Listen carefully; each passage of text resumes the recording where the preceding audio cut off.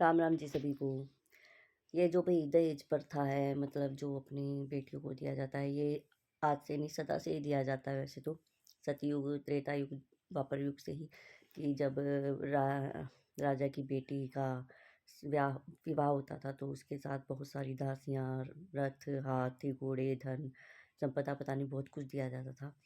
अब भी दिया जाता है, अपनी क्षमता के अनुसार एक पिता देता है,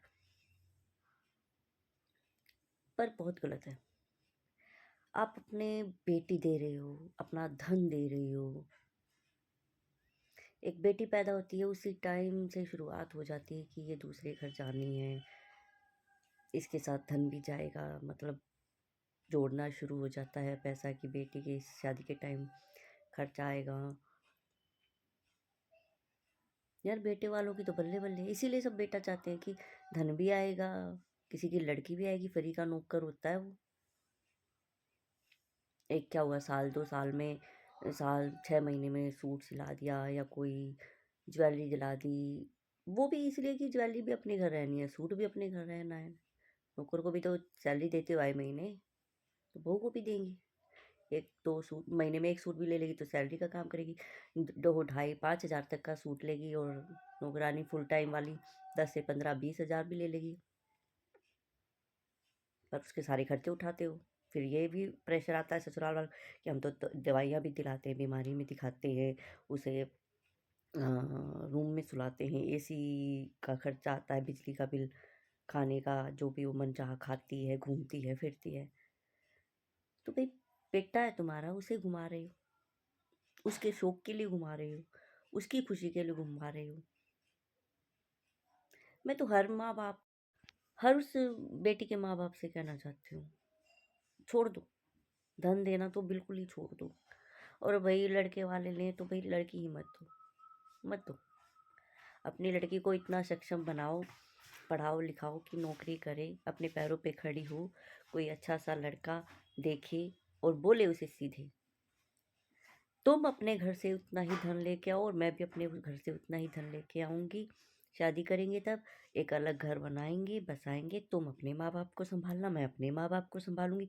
अगर दोनों को संभालना है तो दोनों एक दूसरे के माँ बाप को बराबर संभालेंगे, साथ नहीं रहेंगे, पास रहेंगे, साथ नहीं रहेंगे। क्यों एक बेटी के ही पिता माँ बाप को ही सोचना पड़े कि हमारे बेटी हुई है, बेटी ना हो, और बेटी हो तो उसके लिए जोड़ना, धन खर्च करना, पढ़ाना लिखाना, फिर वो जब ससुराल जाके टॉर्चर हो। और बहुत सारे डिवोर्स केस हो जाते हैं किसी भी रीज़न से। मैं ये नहीं कहती कि लड़के की, ये ससुराल वालों की कमियों से होता है, मायके वालों की कमी से हो जाए या बेटी की कमी से हो जाए, डिवोर्स होते हैं। वो लड़की घर आ जाती है ना, एल्यूमिनियम में कुछ मिलता है उसे, 1 2 बार दे के छुट्टी। लड़का अपनी दूसरी शादी करके चुपके से रहता भी है, लड़की बेचारी बच्चा हो तो उस बच्चे को भी ढोती है, अपने आप को भी ढोती है, अकेले रहती है, ना वो मायके की रहती है ना ससुराल की रहती है। ससुराल वालों को कोई मतलब नहीं होता, कुछ नहीं देना होता। मायके वालों को भी बोझ ही है कि पहले शादी के टाइम दिया, अब उसके लिए घर भी देना है, उसके लिए काम भी देना है। पिस्ता पिस्ता मायके वाला ही, पिसते माँ बाप ही है उस बेटी के। और भाई भाभी भी पिस जाते हैं क्योंकि उन्हें अपना हक निकाल के देना पड़ता है। माँ बाप, भाई भाभी भी पिस जाते हैं, उन्हें अपना हक निकाल के देना पड़ता है, जो उनका हक था, क्योंकि उनको भाई घर बना के देना उसे, उसके लिए कोई काम धंधा शुरू करवाना पड़ेगा कि भाई कल को वो कुछ कर पाए, अपने बच्चों को पिला पाए। अगर वो शादी नहीं कर रही है दूसरी, और दूसरी शादी करे, तो उसके बच्चों की जिम्मेदारी कोई नहीं लेगा। क्यों लेंगे भाई, दूसरे के बच्चे हैं। हमारे में तो इसे बिराना गू बोला जाता है, अगर लड़की मायके में आके रहती है तो बिराना गू न ठा ले। लड़की की ज़िंदगी बहुत बेकार है। मैं तो यही चाहूँगी कि भाई जिसके भी लड़की है, पढ़ाओ लिखाओ, काबिल बनाओ, और लड़के वालों से भी कहो कि भाई हम अपना बेटी को इतना धन दे रहे हैं, या ये घर दे रही हैं, या प्लॉट दे रही हैं, तुम भी अपने बेटे को दो, या वो भी अब अलग रहे। ना हमारे पास हमारी बेटी रहेगी, क्योंकि बहुत से पेरेंट्स के पास तो आजकल बेटियां ही हैं, चाहे 2 है, चाहे 1 है, चाहे 4 है, बेटे है ही नहीं। वो भी तो अकेले रहेंगे ना। तुम बेटे वाले क्यों नहीं अकेले रह सकते भाई? बाहर देश पढ़ने के लिए भेजते हो, जब भी तो अकेले रहते हो, जब भी तो मैनेज करते हो, अब क्यों नहीं मैनेज कर पा रहे? तो मैनेज करो, बेटे वाले भी और बेटी वाले भी।